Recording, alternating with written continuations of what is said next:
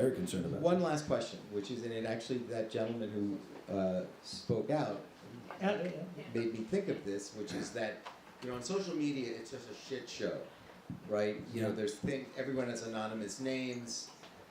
All right, the audience is largely in the dark, I understand.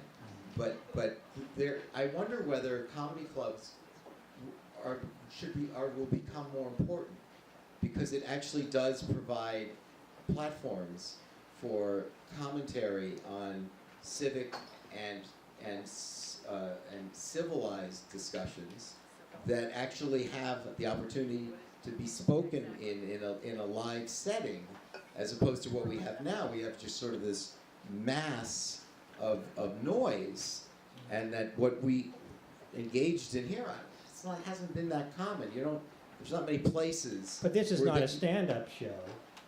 But I think you overstate the extent to which most stand-ups engage in this kind of discourse. Yes. Comedians are not nearly as intelligent with So you don't think conversation. you don't think?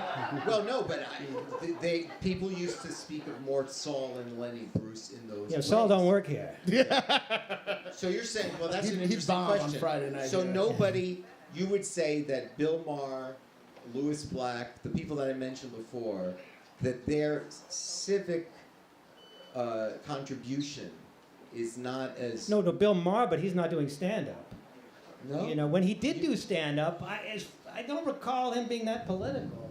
Although maybe he was. It is always politically charged and themed, but again, look, to do good stand-up and good comedy, you have to have something resonant that people kind of tap into, that you're making a funny angle that people can agree with. When you laugh, it's sort of a sense of agreement. Like, I'm with you on that. You're saying something you shouldn't say, but we all kind of feel it. So you're pointing to things, and that's why comedy's super important, because it provides that catharsis that we all can get into a room and say what we really feel about things, and we don't actually mean the worst intentions of it and the worst versions of it. And it can lower, you need that. It can lower the tension. I Right. think political comedy works best when you bring up, when the joke kind of makes everyone laugh, so it can kind of break free from the ideological tensions in the room.